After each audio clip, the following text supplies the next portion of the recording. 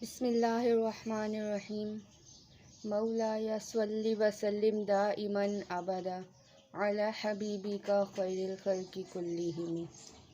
उम्मीद है आप सब खैरियत के साथ होंगे और आपको जितने भी आज तक लेक्चर्स दिए गए, टोटल जो थे वो 4 लेक्चर थे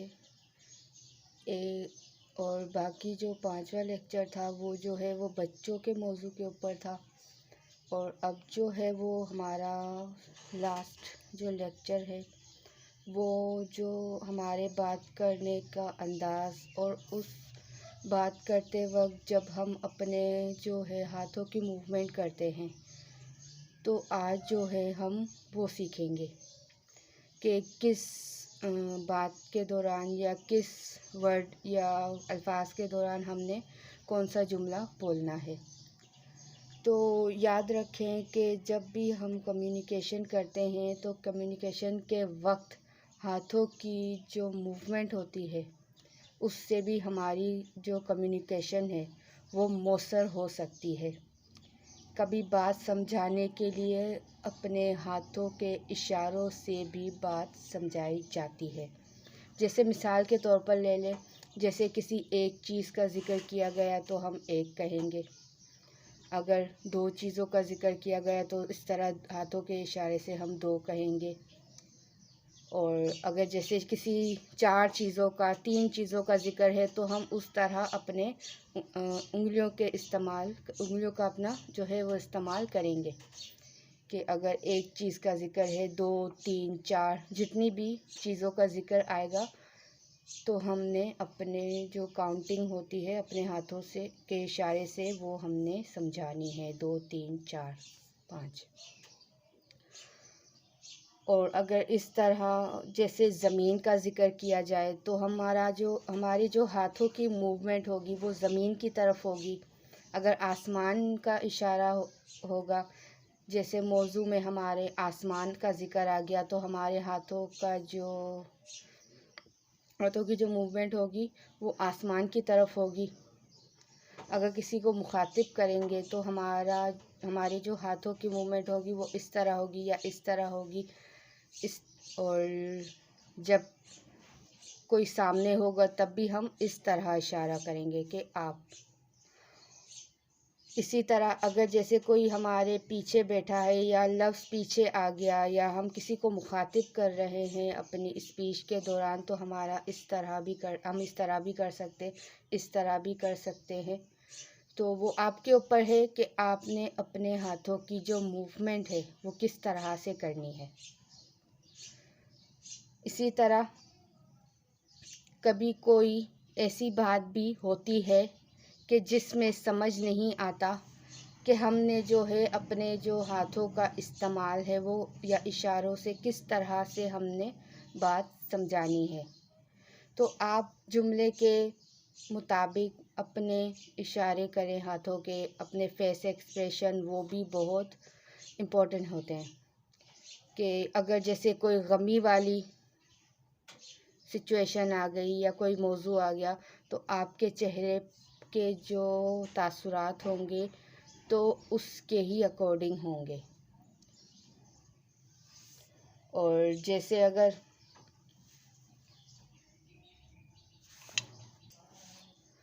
आप जो है वो ऐसे मुकर्रर को भी सुने कि जो बोलने के बादशाह हों, कि जिनको सुनने से उनको देखने से आपको बहुत कुछ सीखने का भी मौका मिले, जो बोलने के बादशाह हों।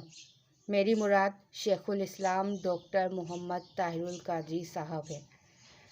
आप जब उनको सुनेंगे, उनके जो फेस के एक्सप्रेशन हैं, उनकी जो बॉडी लैंग्वेज है, उनके हाथों की जो मूवमेंट है वो देखेंगे तो आप ये कहने पर मजबूर हो जाएंगे कि उनके जैसा बेहतरीन स्पीकर कोई नहीं है।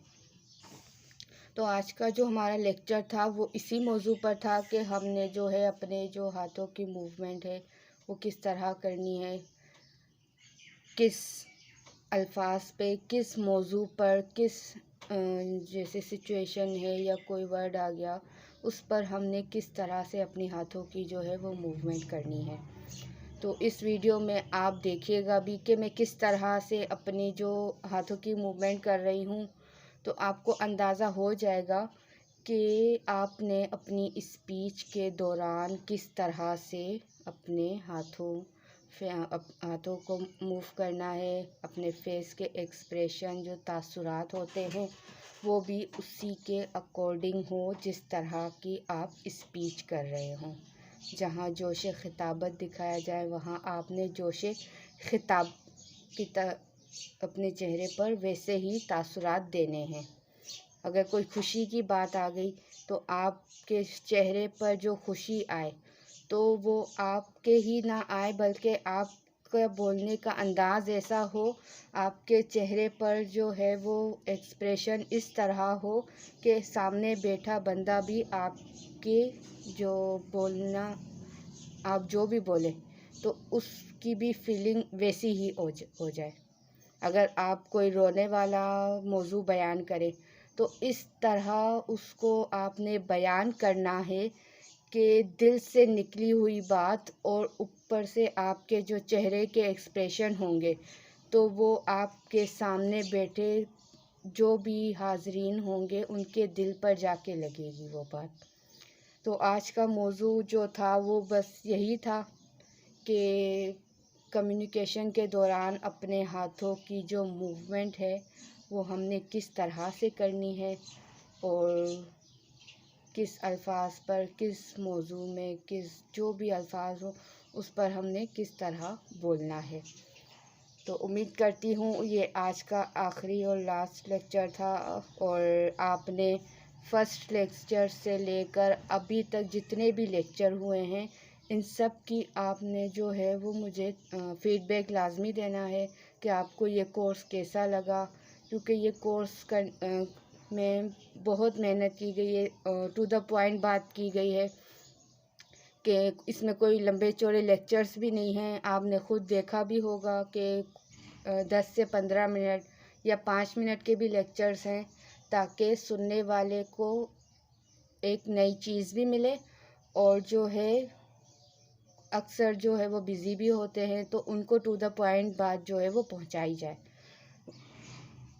वमा अलैना इल्लल बलाग।